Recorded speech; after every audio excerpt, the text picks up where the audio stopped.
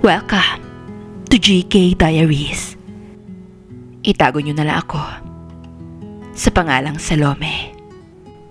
24 years old ako noong nagsimula ang kwentong ito. Panganay ako sa 4 na magkakapatid. Lahat kami, puro babae, puro pangarap. Pero ako lang ang napilitang gumising. 3rd year college sana ako sa kursong education. Gusto kong maging guro. Pero isang umaga, habang nakapila kami sa charity ward ng ospital, sinabi ng doktor, ang salitang nagpabagsak sa mundo ko, stage 3 cancer na po ang nanay niyo. Si Nanay Lorna, 47 years old. Palaging pagod, pero palaging nakangiti. Siya yung tipong kahit walang ulam, kayang gawing sabaw ang toyo at gawing masarap sa pakiramdam ang hapunan. Pero ang cancer, hindi nadadaan sa sipag. Nadadaan sa pera. Maraming pera. At doon ako natalo. Huminto ako sa pag-aaral. Nag-apply kung saan-saan. Crew, encoder, tagalinis ng opisina. Pero kulang pa rin.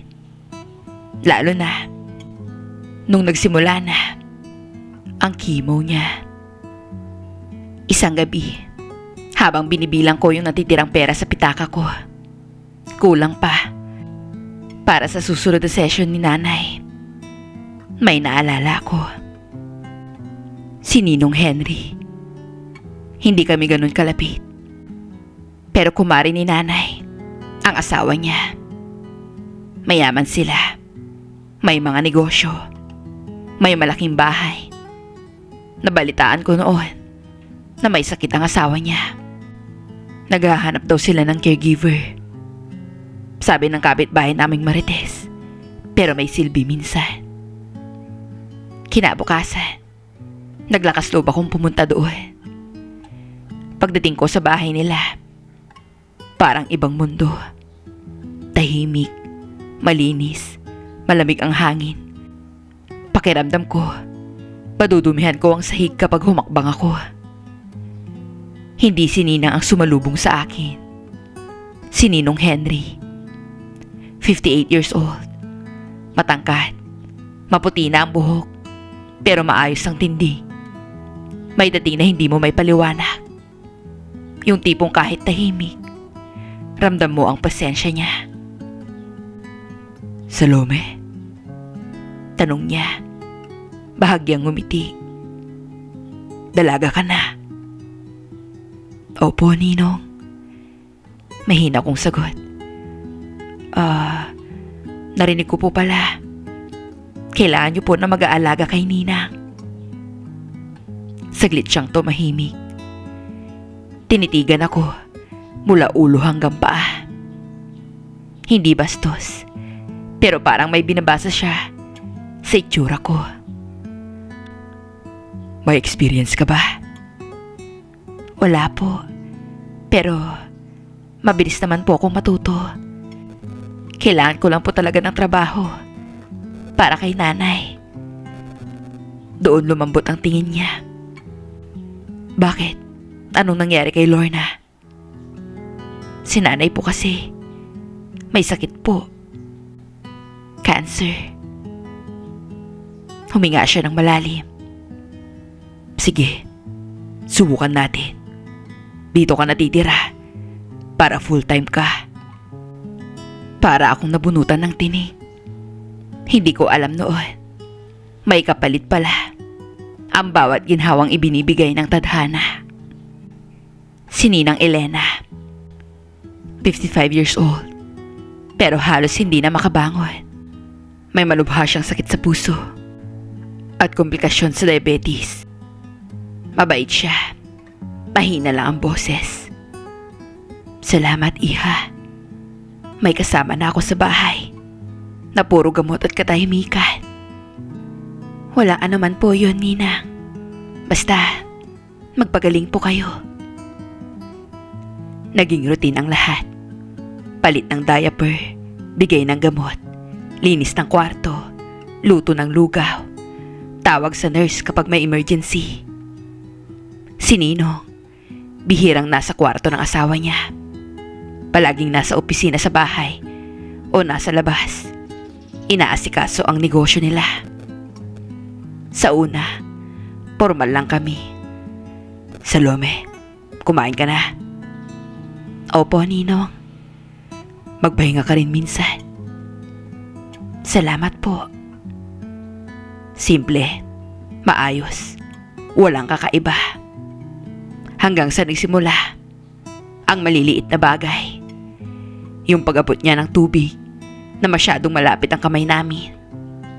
Yung pagtatanong niya ng, napapagod ka ba rito? Na may kakaibang lambot sa tono. Yung pagtitig na mas matagal kaysa sa normal. Pinipigilan ko mag-isip ng masama. Dahil may asawa siya. May sakit pa. At yun pa ang inaalagaan kong tao. Pero tao lang ako. Ramdam ko ang pagbabago ng hangin sa pagitan namin.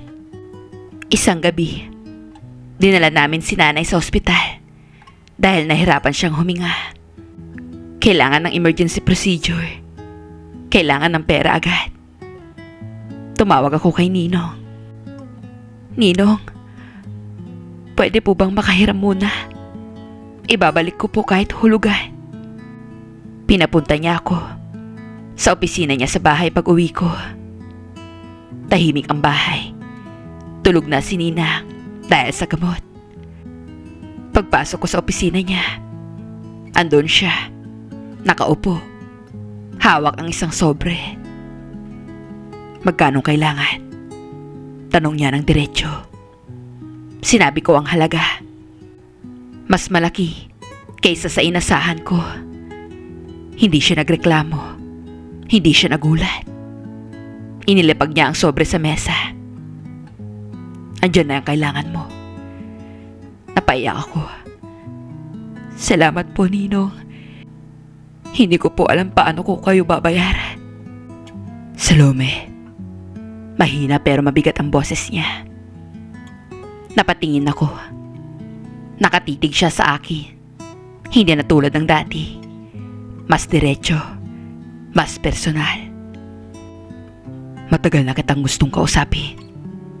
Nang masinsinan. Biglang bumigat ang pakiramdam ko. Ninong, alam kong nahihirapan ka.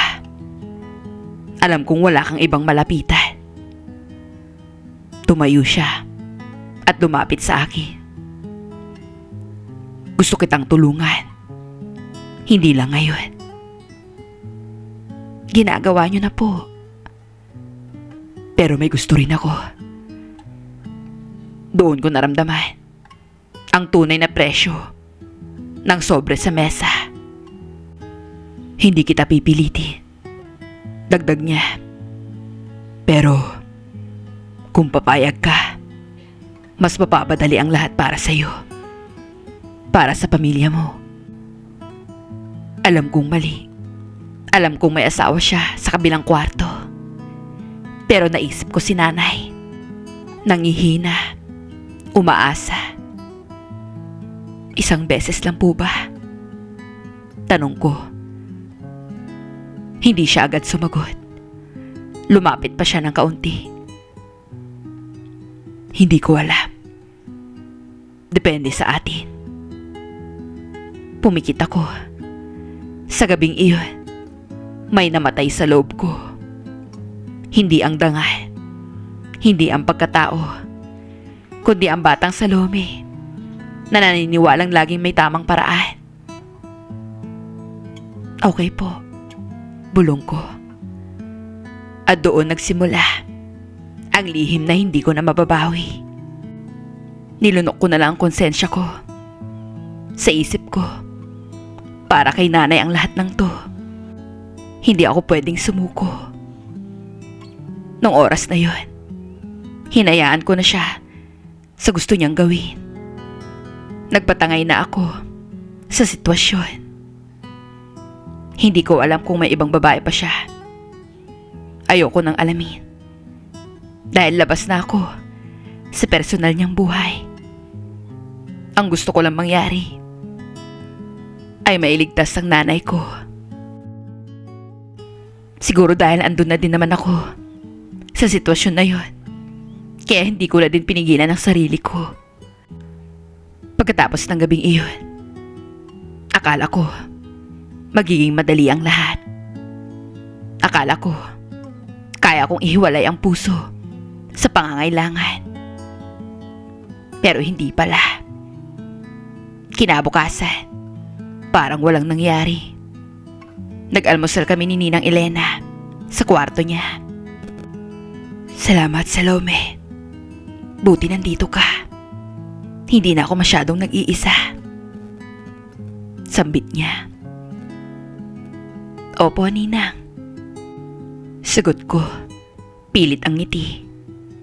Paglabas ko ng kwarto niya, nasalubong ko si Ninong. Saglit kami nagkatitigan. Walang mali siya sa mukha niya. Parang normal na umaga lang. Pero sa ilalim noon, may lihim na kami lang ang nakakaalam. Salome, mahinang tawag niya. Pumasok ka sandali sa opisina mamaya. May ibibigay ako para sa ospital. Tumango lang ako. Ganun nagsimula. Hindi na isang beses. Hindi na rin usapan ng tungkol sa pera. Sa mga sumunod na linggo, mas naging madalas ang pag-uusap namin. Sa opisina niya, sa kusina, kapag tulog na si Nina. Minsan, sa hardin sa likod ng bahay, kapag gabi na. Napapagod ka na ba sa sitwasyon mo? Tanong niya, minsan habang magkatabi kami. Opo, pero wala naman pong choice. Sagot ko.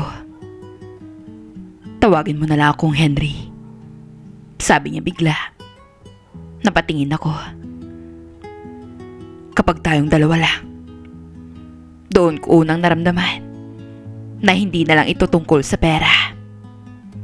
May lambing sa paraan ng pagsasalita niya. May pag-aalaga.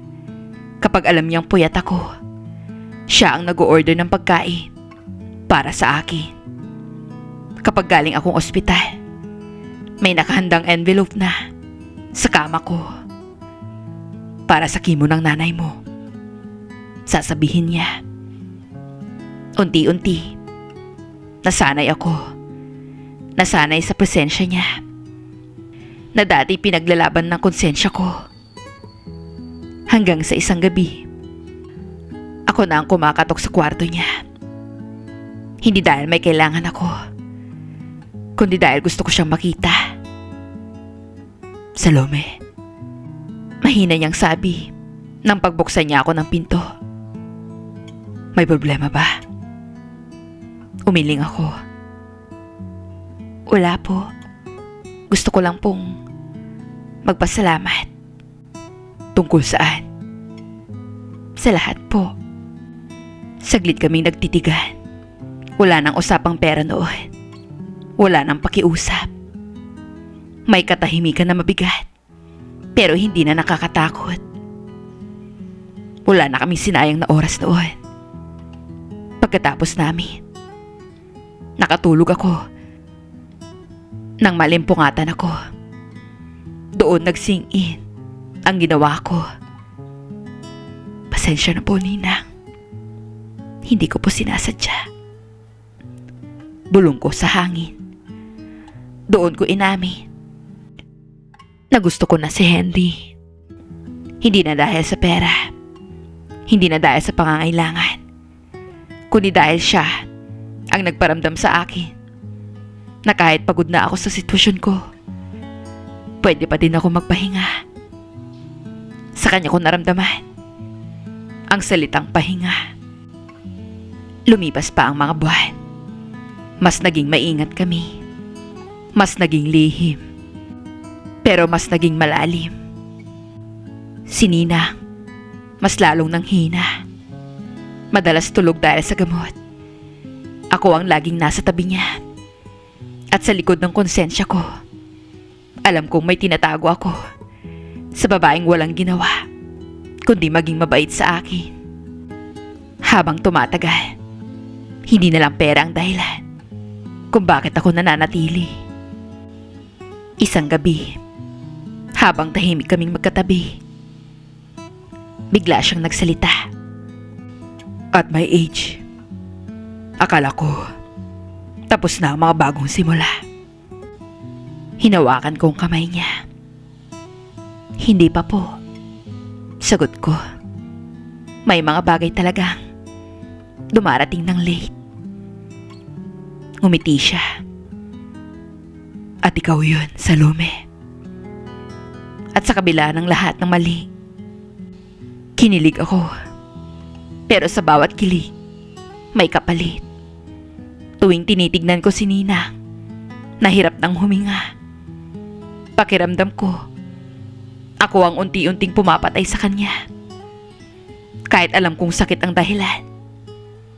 May mga relasyon na hindi nagsisimula sa I love you.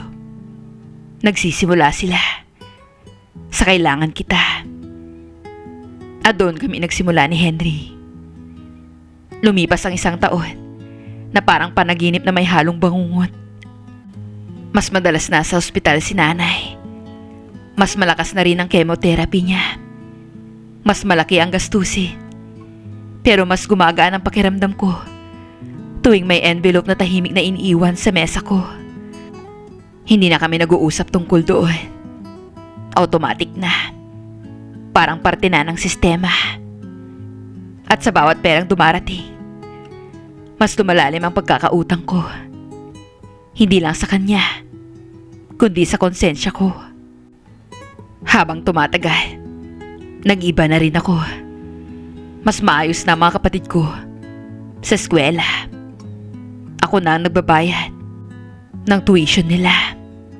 At may pambili na ng masustansyang pagkain si nanay. Ate, ang galing mo talaga, sabi ng bunso kong kapatid. Ikaw ang superhero namin. Napangiti ako sa harap nila. Pero sa salamin sa gabi, ibang babae nakikita ko. Isang babaeng marunong magmahal, pero sa maling paraan. Hanggang sa dumating ang araw na pumanaw na ng tuluyan si Nina. Hindi na niya kinaya ang komplikasyon. Tuluyan nang bumigay ang katawan niya. Sa ospital siya namatay. Hindi ko napigilan ang umiyak. Hindi ko alam kung para kanino ang luha ko. Para sa mabait na babaeng inalagaan ko. O para sa konsensya kong hindi ko na may babalik sa dati. Pagkatapos ng libing, napuno ng tao ang bahay nila. Kamag-anak, kaibigan, negosyo partners. Kung nagtataka kayo kung asan ang mga anak nila, yun ay wala silang naging anak. Lahat ng bisita, lahat may sinasabi tungkol sa kabutihan ni Nina. Ako, tahimik lang sa isang sulok ng bahay nila. Kinagabihan, nag-empake ako. Dahil alam kong wala na akong dahilan para magstay pa sa bahay nila. Yun naman ang kontrata ko talaga. Ang alagaan si Nina. Pero habang nag-iempake ako, biglang pumasok si Henry. Salome, aalis ka na ba? Opo. Wala na din naman po akong dahilan para magstay dito. Lumapit siya at hinawakan ng kamay ko. Pwede bang wag mo muna akong iwan dito, Salome? Namumula ang mata niya. Kitang-kita ko sa kanya ang lungkot ng pagkawala ni Nina. Alam ko naman na kahit may namamagitan sa amin, alam kong minahal din niya ng totoo si Ninang Elena. Niyakap ko siya. Please, huwag mo akong iwan, Salome. Sa buong bahay na to, ikaw lang ang kasama ko sa pinakamadalim na panahon. Kapag umalis ka ngayon, Wala akong uuwian, kundi mga kwarto na puno ng alaala. Alam kong may punto siya. Kaya naman, niyakap ko siya ng mahigpit. Kung yan ang gusto mo, hindi kita iiwan. Iba na ang bahay nung nawala si Ninang. Mas tahimik, mas maluwag. Wala na kaming tinataguan. Hindi na kami kailangan magpanggap. Pero hindi ibig sabihin gumaan ang pakiramdam. Sa paglipas ng mga araw, naging malaya kami sa loob ng bahay niya. Isang gabi, bigla niyang sinambit ang mga katagang matagal ko nang gustong marinig. Mahal kita, Salome. Nangilid ang luha sa mata ko. Mahal na mahal kita, Henry. Wala na akong ibang lalaking gusto sa buhay ko kundi ikaw lang. Pag-aamin ko, ang swerte ko naman. At ako pa ang lalaking minahal mo. Mas maswerte ako dahil hindi ko akalain na mamahalin mo din ako, Henry. Matagal na kitang mahal, Salome. Ngayon, malaya na akong sabihin yun sa'yo nang hindi nag-aalinlangan. Ngumiti kami sa isa't isa. May mga bulungan. Bakit daw nasa bahay pa ako ni Ninong? Wala naman na daw akong inaalagaan doon. May mga chismis na babae daw ako ni Ninong, kaya nawala si Nina. Sa mga naririnig ko, nasasaktan ako. Hindi ko mapigilang hindi maapektuhan. Kahit hindi naman akong dahilan ng pagkawala niya. Pakiramdam ko, hindi tama ang pagmamahalan namin ni Ninong. Kaya kinausap ko siya tungkol doon. Huwag mong alalahanin ang mga sinasabi ng iba. Ang mahalaga ay masaya tayo at nagmamahalan tayong dalawa. Hindi ikaw ang dahilan kung bakit nawala si Elena. Alam naman niya na ginawa ko din ang lahat para sa kanya. Kaya ngayon, hindi naman siguro masama kung pipiliin kita at mamahalin kita. Salamat sa pagmamahal, Henry. Mahal na mahal kita. Yan ang parati mong tatandaan. Tumango lang ako habang nakasandal sa balikat niya. Alam kong mas mahalaga ang relasyon namin kaysa sa opinyon ng iba. Pero may parte sa puso ko na alam kong sa mali kami nagsimula. Natatakot ako na baka pansamantala lang to. Hanggang sa dumating ang araw na magpapabago sa buhay naming dalawa. Buntis ako nang malaman ni Henry. Hindi siya makapaniwala. Kitang-kita ko sa mata niya ang sayang nararamdaman niya. Magiging tatay na ako? Tanong niya.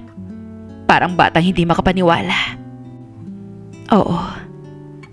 Humawak siya sa tiyan ko. Sa wakas may maiiwan na ako. Hindi ko akalain na sa edad kong ito, mararanasan ko pang maging tatay. Oo naman, magiging buo pa tayo. Hindi naging tahimik ang mga sumunod na buwan. May mga bulungan, may mga matang mapanghusga. Hindi ba parang ang bilis naman? Matagal na pala silang may something. Kawawa naman yung namatay. Lahat ng posibleng salita na pwedeng tumusok, narinig ko. Pero mas pinili ko ang magiging pamilya namin ni Henry.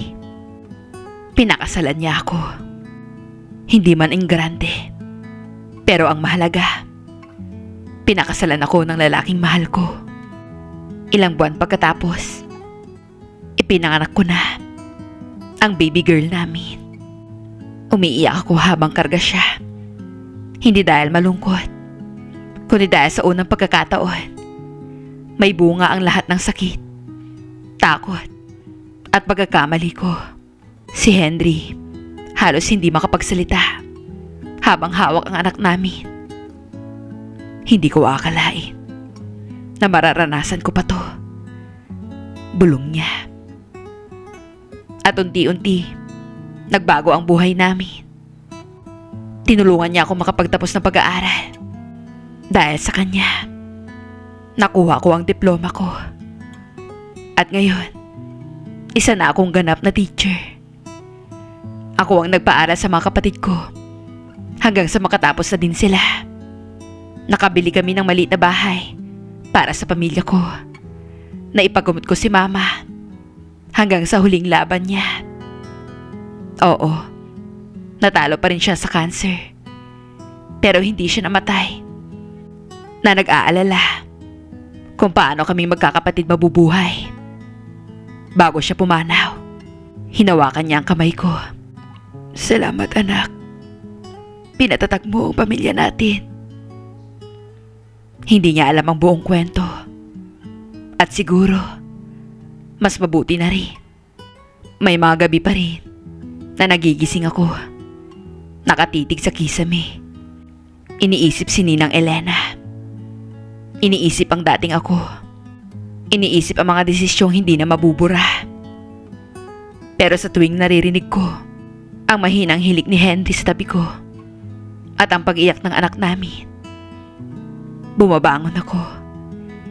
Dahil ito na ang buhay na pinili ko. Hindi perpekto. Hindi malinis ang simula. Pero totoo. Minsan, ang simula ng kwento natin ay puno ng pagkakamali, kahinaan, at desisyong ginawa dahil sa desperasyon.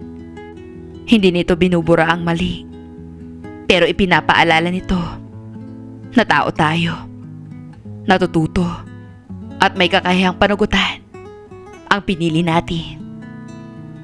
Ang tunay na sukatan ng pagkatao ay hindi kung hindi ka nagkamali, kundi kung paano mo itinayo ang sarili mo pagkatapos mong madapa. Naway may natutunan kayo sa kwento ko. Hanggang dito na lamang po. Lubos na gumagalang. Salome.